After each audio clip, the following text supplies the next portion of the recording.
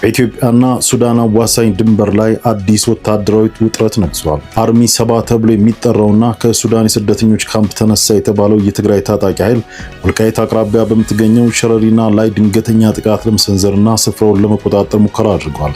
የኢፌዴሪ መከላከያ ሰራዊትና የተከዜ ዘብ በወሰዱት የአጸፋ እርምጃ አካባቢውን መልሰው ቢቆጣጠሩም የድንበር ተሻጋሪ ትንኮሳው ስጋት ግን ገና አልበረደም። ይህ ቡድን ማን ነው? ከጀርባው እነማን አሉ? ዝርዝሩን እንመለከታለን። የኢትዮጵያ የሰላም ጉዞ አዲስ ፈተና ገጥሞታል። ህወሓት በሀገራዊ ምክክር ኮሚሽኑ ላይ ያለውን ጠንካራ ተቃውሞ በይፋ ገልጿል። የትግራይ ህዝብ ጉዳይ በትግራይ ምድር ብቻ የሚወሰን ነው ያለው ድርጅቱ ኮሚሽኑ በትግራይ ስም የሚደረገውን እንቅስቃሴ የፕሮፓጋንዳ ስራ ሲል አጣጥሎታል። ትግራይ በረሃብና በመሬት ወረራ ላይ ባለችበት ወቅት የሚደረግ ምክክር ትርጉም የለውም የሚለው የህወሓት አቋም የሀገሪቱን የሰላም ሂደት ወደ የት አቅጣጫ ይወስደዋል? የዛሬው ትንታኔያችን ትኩረት ነው።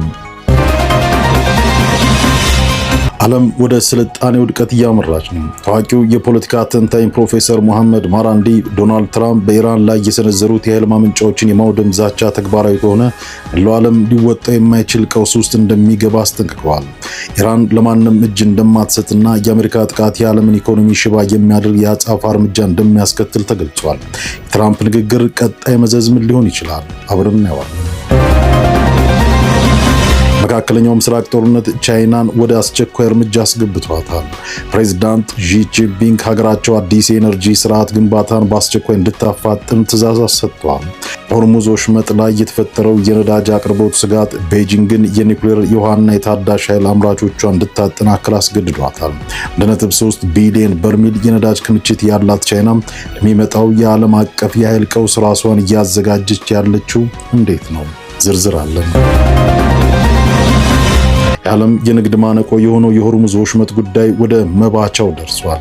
የተባበሩት መንግስታት የጸጥታው ምክር ቤት በኢራን የተዘጋውን ይህን ወሳኝ የባህር መስመር በኃይል ለማስከፈት ድምፅ ሊሰጥ ነው።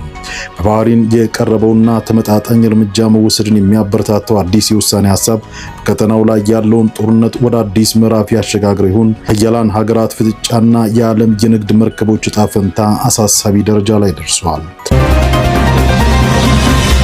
ዝርዝሮቹ እንለፍ።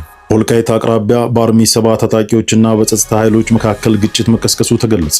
በኢትዮጵያና ሱዳን አዋሳኝ ድንበር ወልቃይት አቅራቢያ በሚገኘው ሸረሪና በተባለ ስፍራ ባለፉት ጥቂት ቀናት በታጣቂዎችና በጸጥታ ኃይሎች መካከል ግጭት መቀስቀሱ ታውቋል።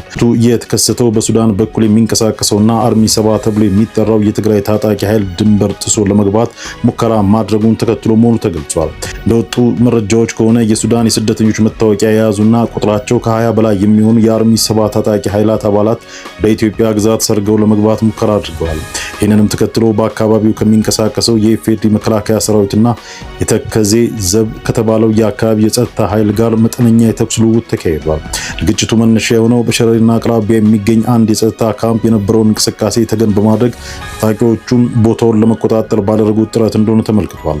ሆኖም ከተደረገው ጠንካራ የተኩስ ልውውጥ በኋላ የመከላከያ ሰራዊትና የተከዜ ዘብ የጸጥታ ኃይሎች አካባቢውን ሙሉ በሙሉ መልሰው መቆጣጠራቸው ታውቋል።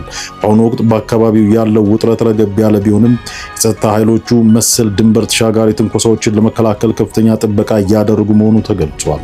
አርሚ 7 የተባለው ስብስብ በሱዳን መጠለያ ካምፖች ውስጥ የሚገኙ የትግራይ ተወላጆችን በማደራጀት እንደሚንቀሳቀስ የሚነገርለት ታጣቂ ኃይል ሲሆን እዚህ ቀደምም በተለያዩ ጊዜያት ወደ ወልቃይትና አካባቢውን ለመግባት ሙከራ ሲያደርግ እንደነበር ይታወሳል። ይህ በድንበር አካባቢ የተከሰተው ግጭት ሀገሪቱ በብሔራዊ ምክክርና በዘላቂ ሰላም ግንባታ ላይ ባለችበት ወቅት መከሰቱም በአካባቢው ሰላምና መረጋጋት ላይ ስጋት እንዳይፈጥር ብርቱ ክትትል እየተደረገበት መሆኑም ተመልክቷል። ህወሓት በሀገራዊ ምክክር ኮሚሽን ሂደት ላይ ያለውን ተቃውሞ ገለጸ። የትግራይ ጉዳይ የሚወሰነው በትግራይ ህዝብ ብቻ ነው ሲልም አስታውቋል። የህዝበ ወያኔ ሓርነት ትግራይ ህወሓት ባወጣው ሳምንታዊ መግለጫ የኢትዮጵያ ሀገራዊ ምክክር ኮሚሽን በትግራይ ስም እያካሄደ ያለው ሂደት እንደማይቀበልና በሂደቱ የሚተላለፉ ውሳኔዎችን በትግራይ ህዝብ ላይ ተፈጻሚነት እንደማይኖራቸው አስታውቋል። ድርጅቱ በመግለጫው የትግራይ ህዝብ ጉዳይ በትግራይ ምድርና በራሱ በህዝብ ብቻ ሊወሰን እንደሚገባ በአጽንኦት መግለጹን አዲስ ማለዳ ዘግቧል። የኢትዮጵያ መንግስት በትግራይ ህዝብ ላይ የጀመረውን የህልውና አደጋ ቀጥሏል ሲል የከሰሰው ህወሓት ይህንን ድርጊት ለመሸፈንና ለማደናገርም የትግራይ ህዝብ ሙሉ በሙሉ በተገለለበት ሁኔታ በተለያዩ ተቋማት አማካኝነት የህዝቡን ሉዓላዊነት የሚጋፉ ውሳኔዎች እየተላለፉ መሆኑን ገልጿል። በተለይም ከሰሞኑ በምክክር ኮሚሽኑ የተከናወነው ተግባራት የትግራይ ህዝብ ተሳትፎና እውቅና የሌለው በመሆኑ ዛሬም ሆነ ነገ ተቀባይነት እንደማይኖረው ድርጅቱ አስገንዝቧል። በተጨማሪም በመንግስት ላይ እንደተመለከተው ምክክር ኮሚሽኑ በትግራይ ስም ያካሄደው መድረክ ጥቂት ለጊዜያዊ ጥቅም እየታለሉ ግለሰቦችን የሰበሰበና የመንግስትን የፖለቲካ ፍላጎት ለማስፈጸም ያለመ ነው ብሎታል። ትግራይ በምክክር ሂደቱ ላይ የማትሳተፍባቸው ምክንያቶች ለኮሚሽኑ ቀደም ብሎ በመግለጽ መነገራቸው ያስታወሰው ህወሓት ህዝቡ በአሁኑ ወቅት በረሃብና በበሽታ እየረገፈ ባለበት መሬቱ ኃይል ተወሮ በሚገኝበትና የህልውና አደጋ ተጋርጦበት ባለበት ወቅት እንዲህ አይነት አጀንዳዎች ትርጉም የለሽ ናቸው ብሏል። መንግስት የትግራይን ህዝብ ግልጽ ጥያቄዎች ወደ ጎን በመተው ትግራይ በምክክር ሂደቱ መክራለች የሚል የፕሮፓጋንዳ ስራ እየሰራ መሆኑን የጠቀሰው መግለጫው ማንኛውም ወዳጅም ሆነ ጠላት የትግራይ ህዝብ ያልመከረባቸውና ያልተወከለባቸው ውሳኔዎች በምድር ላይ ተግባራዊ እንደማይሆኑ ሊያውቀው ይገባል ብሏል። በመጨረሻም የትግራይ ህዝብ ከመሰረታዊ የህልውና ጥያቄው ትኩረቱን የሚከፋፍሉ እንዲያሉ ተንኮሎችን በመገንዘብ ሉዓላዊነቱን ለማረጋገጥና ህልውናውን ለማስጠበቅ ከመቼውም ጊዜ በላይ ተደራጅቶ ትግሉን እንዲቀጥል ህወሓት ጥሪ አቅርቧል። የትራምፕ ዛቻ ዓለም አቀፋዊ የስልጣኔ ውድቀትን ሊያስከትል ይችላል ተባለ። ታዋቂው የኢራን የፖለቲካ ተንታኝ ፕሮፌሰር መሐመድ ማራንዲ ፕሬዚዳንት ዶናልድ ትራምፕ በኢራን ላይ የሰነዘሩት ዛቻ ተግባራዊ የሚሆን ከሆነ መላው ዓለም ወደማያዳግም የስልጣኔ ውድቀት ሊያመራ እንደሚችል አስጠንቅቀዋል።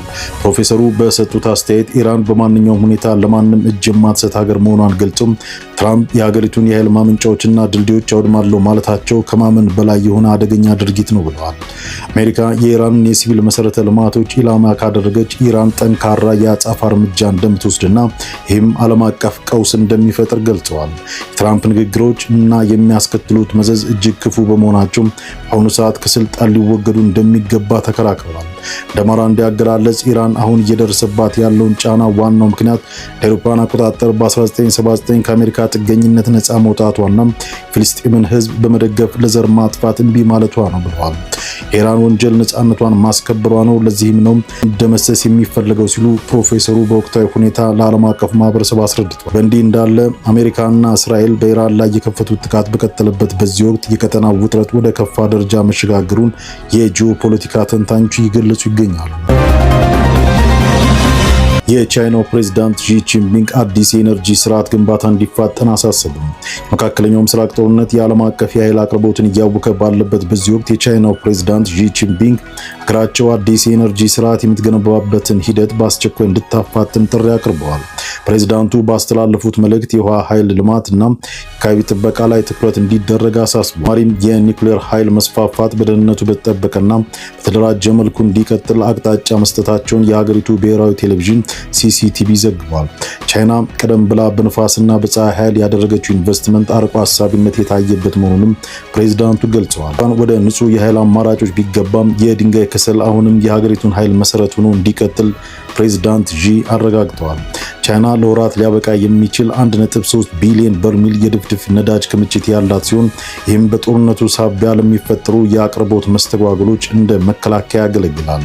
ቻይና እንደ አውሮፓውያን አቆጣጠር በ2024 የኃይል ፍላጎቷን 35 በመቶ የምታገኘው ከባህረ ሰላጤው ሀገራት ሲሆን ለዚህም 413 ቢሊዮን ዶላር ወጪ ያደርጋለች። ይሁን እንጂ ከየካቲት 21 ቀን ጀምሮ አሜሪካና እስራኤል በኢራን ላይ የከፈቱት ጥቃት ቀጠናውን ለከፍተኛ ውጥረት ዳርጎታል።